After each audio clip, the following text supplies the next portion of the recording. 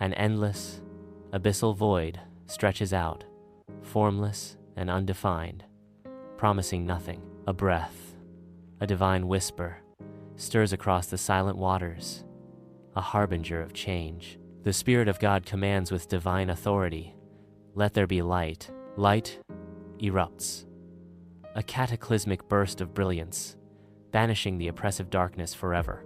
Light erupts across the horizon, birthing a new day on earth with strokes of vibrant color. God observes his creation, a swirling sphere of potential taking shape beneath his gaze. A declaration echoes through the cosmos.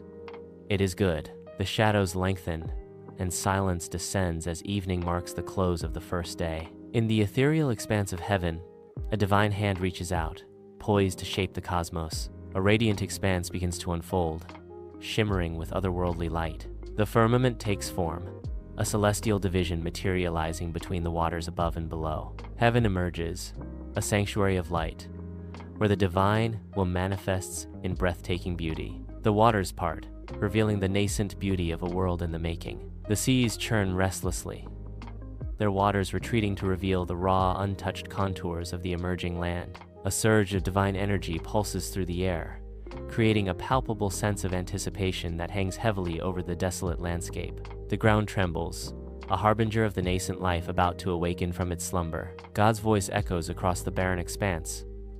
"Let the earth bring forth grass, the herb yielding seed, and the fruit tree yielding fruit after his kind." Verdant fields burst into existence, their lush tapestry of emerald and gold swiftly carpeting the once desolate landscape. The land transforms, revealing a vibrant, thriving ecosystem where moments before there was only barrenness. In the vast expanse of the firmament, God commands light into existence. He sets the sun, a blazing orb of fire, to dominate the day. The moon rises, a serene disk of silver, to govern the night. He scatters the stars, each a tiny spark of light, across the cosmos.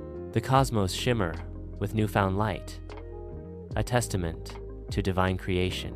The seas teem with untold life, a world of creatures darting through sun-kissed depths. Above, the sky dances with birds, wings catching the light in a symphony of flight. A divine presence descends, bathing the world in a golden light. The voice of God echoes across the waters.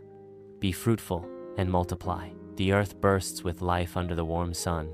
Creatures crawl through the dense undergrowth, unseen. Wild beasts roam the lands, their presence commanding. From above, a divine voice echoes, "Let us make man in our image, after our likeness." On the barren earth, God kneels in solemn creation, his hand sculpting the form of man from dust. With divine breath, God breathes life into the nostrils of the newly formed figure. Adam stirs, his eyes fluttering open, a new soul awakening to the world. God gestures, bestowing upon Adam dominion over all creatures of the earth. In Eden, a garden bursts forth, lush and untamed.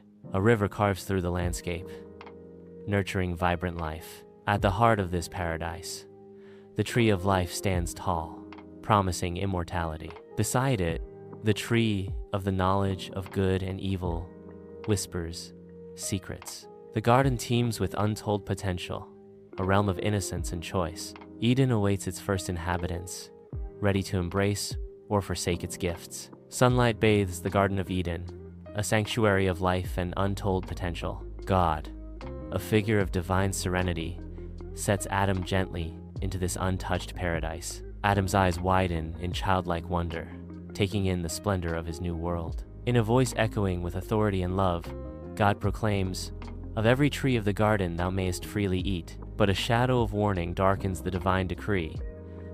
But of the tree of the knowledge of good and evil, thou shalt not eat of it." The weight of choice settles upon Adam as he stands at the threshold of innocence and knowledge. Sunlight drenches the Garden of Eden, a vibrant sanctuary where nature thrives in untouched perfection. God observes Adam, who appears lost and contemplative amidst the garden's splendor. Adam wanders alone, his figure a solitary silhouette against the backdrop of Eden's flourishing landscape. A plan begins to form in God's mind. "It is not good that the man should be alone. I will make him and help meet for him." God solidifies his intention, setting forth a divine plan to alleviate Adam's solitude. Bathed in the gentle light of dawn, Adam awakens to a world of vibrant beauty. He sits up slowly, marveling at the lush garden that stretches before him. His gaze falls upon Eve, radiant and serene, standing nearby. In a moment of profound recognition, Adam proclaims, "This is now bone of my bones and flesh of my flesh. She shall be called woman, because she was taken out of man." Eve stands silently, her presence a harmonious complement to the breathtaking scenery. In the heart of Eden, sunlight paints the garden in strokes of gold and green, a symphony of life. A serpent emerges, its scales shimmering like jewels, drawn by an unseen force towards Eve. The serpent's voice drips with honeyed deceit. "Yea, hath God said, Ye shall not eat of every tree of the garden?" Eve responds, her voice tinged with innocence, "We may eat of the fruit of the trees of the garden, but of the fruit of the tree which is in the midst of the garden God hath said, Ye shall not eat of it, neither shall ye touch it, lest ye die." The serpent's insidious whisper challenges divine law. "Ye shall not surely die. For God doth know that in the day ye eat thereof, then your eyes shall be opened, and ye shall be as gods, knowing good and evil." The air crackles with unspoken temptation as Eve contemplates the serpent's words, the fate of humanity hanging in the balance. In the radiant Garden of Eden, Eve beholds the fruit, its skin shimmering seductively under the sun. She plucks the fruit, feeling its surprising weight in her palm.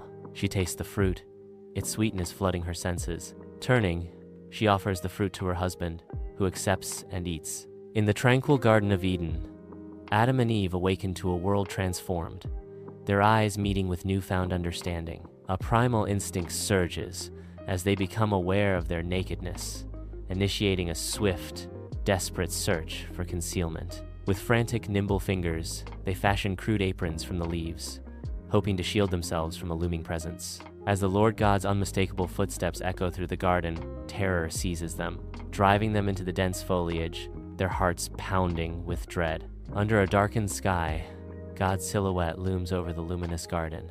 Cherubims descend with divine energy, their wings casting long shadows. A flaming sword materializes, its light guarding the path to the tree of life. Adam and Eve step onto the thorn-scarred ground, their faces marked with sorrow. They walk eastward into the unknown, carrying the weight of their actions. The faint promise of future redemption lingers in the air.